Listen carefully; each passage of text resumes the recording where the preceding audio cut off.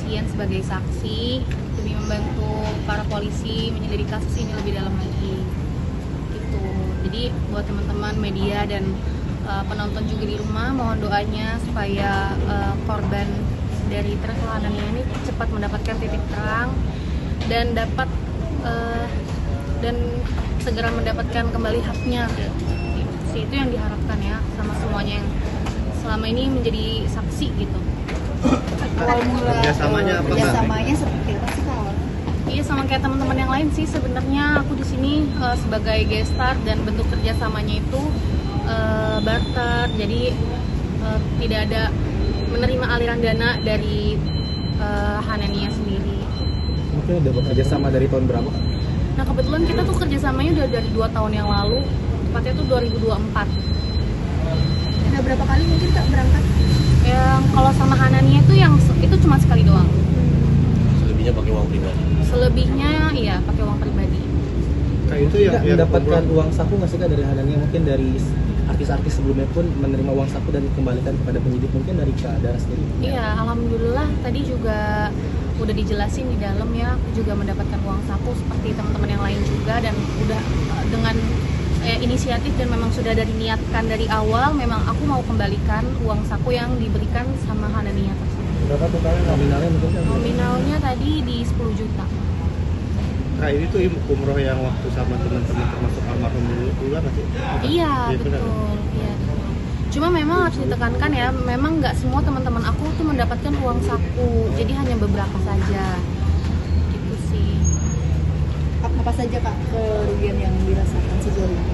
Kalau untuk aku pribadi pastinya ya nama baik ya pastinya, terus juga banyak juga pemberitaan-pemberitaan yang simpang siur juga yang aku dapetin. Cuma menurut aku itu semua nggak sepadan sama sama korban lah, sama korban dari Hanania itu sendiri yang memang dirugikan secara materi, waktu, dan memang korban-korbannya itu kan banyak juga yang usianya tuh usia yang sudah tua, kakek-kakek, nenek-nenek, lansia seperti itu ya. Jadi kalau dibilang kasihan ya lebih kasihan mereka lah gitu. Jadi mohon banget doanya semoga kita bisa terus kawal kasus ini sampai para jamaah semuanya mendapatkan haknya kembali dan kepolisian juga mendapatkan titik terang.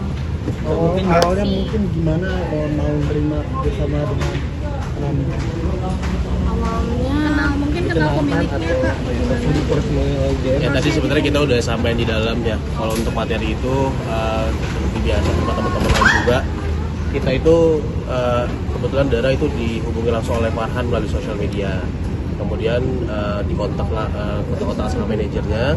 Setelah itu baru ada penawaran lah. Beberapa kali itu sebenarnya Dara udah sempat tolak.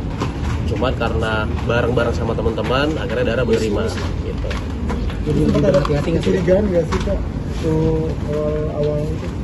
kalau di awal memang gak ada kecurigaan ya, karena kan memang travel Hanania itu sendiri juga sudah punya izin umrohnya juga, terus juga sudah memberangkatkan banyak jamaah dari sebelum berangkat sama aku, dan memang juga sudah banyak testimoni-testimoni yang mereka punya gitu. Jadi memang aku merasa mereka tuh terpercaya pada saat itu gitu. Jadi memang tidak ada kecurigaan sama sekali.